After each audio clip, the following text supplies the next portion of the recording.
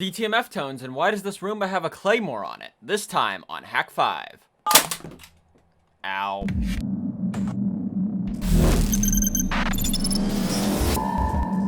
Hey everyone, Glytch here, and welcome back to Hack 5. Phone phreaking used to be something that was a big part of the hacker community, and it's still prominent because of movies like Hackers, Swordfish, War Games.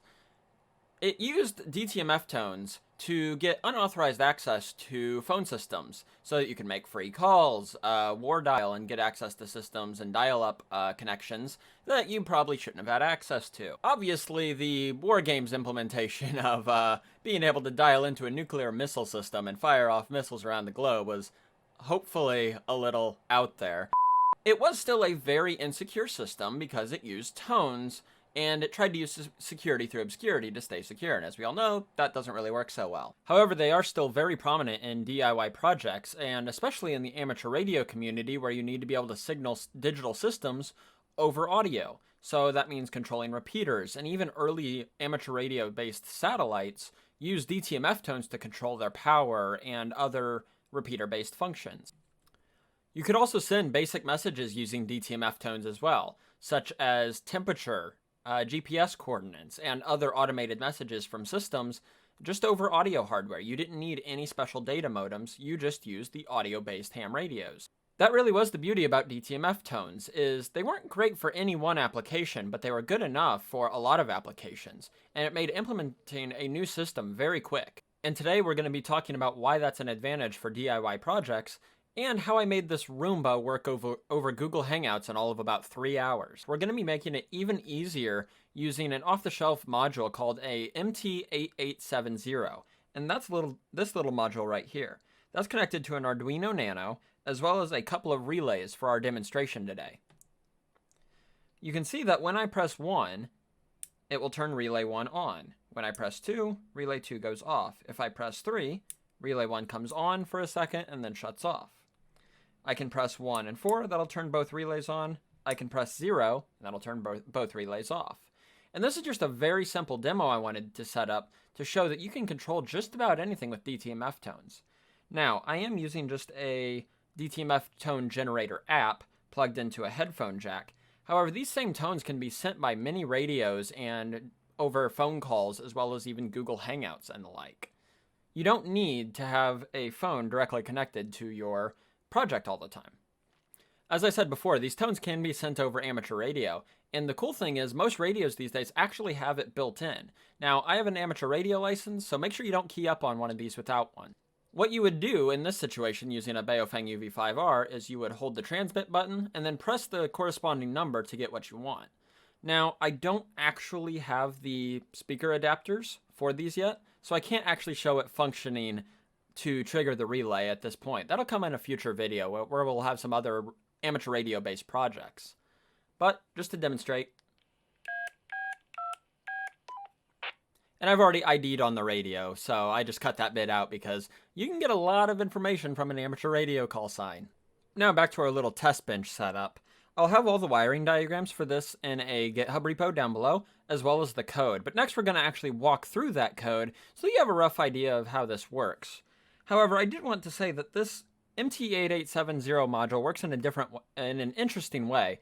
It's not actually sending the tones or any kind of number to the Arduino Nano. Instead, what it's doing is actually setting these various pins, these 4 pins here, high or low based on the tone it receives, and a combination of those is generating the number that the Arduino recognizes. And you'll see how this works in the code. But one of these pins is a value 1, one is a value 2, one's a value 4, and I think one's a value 8. And by combining these numbers in various ways, you can determine between 1 and I think it's 16 what value you're actually receiving.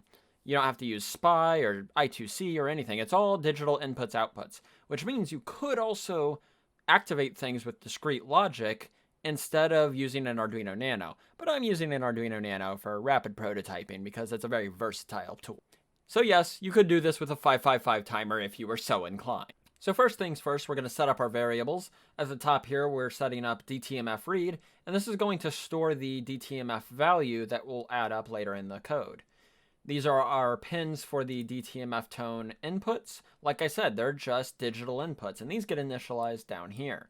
We're also initializing the pins for the relay module, setting those as an output, and setting them to default high because this relay module is a little weird in that it's high for off, low for on.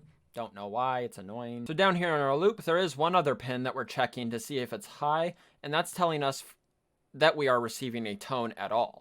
Otherwise, it will just skip the loop read entirely. So if the STQ pin is high, we're going to go into the digital read section here, where it's going to pull each of the 4 pins, and Q1 will give you a value of 1, Q2 will give you a value of 2, Q3 will give you a value of 4, and Q4 will give you a value of 8. So if I send a 1, DTMF read will be 1. If I send a 2, DTMF read will be 1 plus 1. If I send a 3, DTMF-Tone or DTMF read will be 2 plus 1. And so on. If you wanted to send a value of 9, the system would send an 8 plus a 1, and then that would be DTMF-Tone 9. After that, we're going to see what the DTMF read value is, and if it equals 1, we're going to set digital relay 1 as low. If it equals 2, we'll set it as high. That will turn it on and then off. And then down here is where we're setting it to be on for 1 second.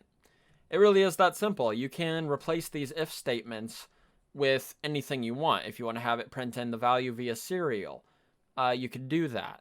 And like I said, this is a very simple control example.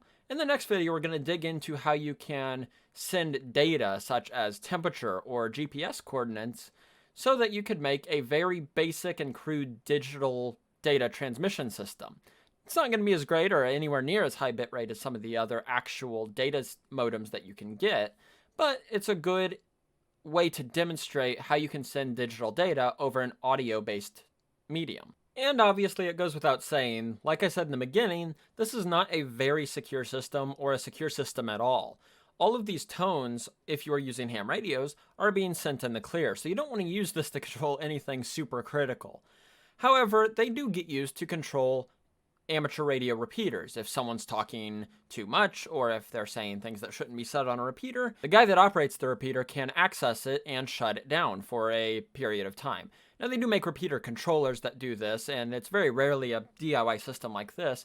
However, we are going to dig into how you can use a system like this to control your own DIY repeater. Now, if you were to use these tones over something like a Google Hangouts call to control a Roomba, you could argue that it is secure because the data is being sent over an HTTPS-based video call. Now, you could argue that, but it would be absolutely ridiculous because why am I using DTMF tones to control a Roomba 1,100 miles away? Well, that was a whole side project I did with a group of friends, and I had a very limited time to pull it together. And that's, again, the advantage of DTMF tones in the modern day. You can throw something together really quick, expect it to work. You don't need to work with TCP stacks or making sure your device gets connected to Wi-Fi. You just plug any phone that is capable of doing a Google Hangouts call in, mount it to your robot, and suddenly you have a Telepresence robot. Here's a small little clip from a video I did. No! No! Ah!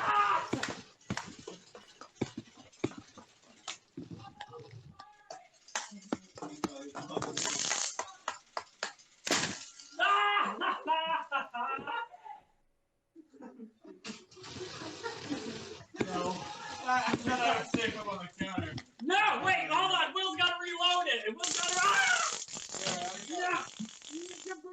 to. Yeah, so that was my Claymore Roomba, and they had basically added a taser to it because there was a spare relay.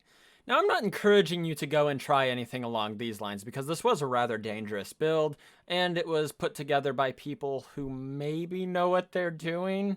Anyway, if you want to see more on that particular project, be sure to head over to my channel, youtube.com/Glytch.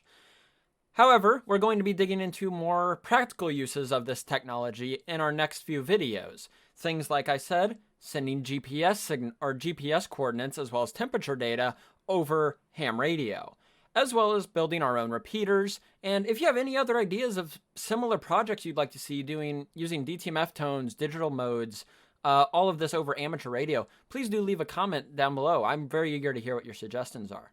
Also, be sure to head on over to the Hack5 website and check out the store to get your own cool tech, Hack5 pineapples, gear and accessories, and so on and so forth. I've been Glytch. This has been Hack 5. Glytch out.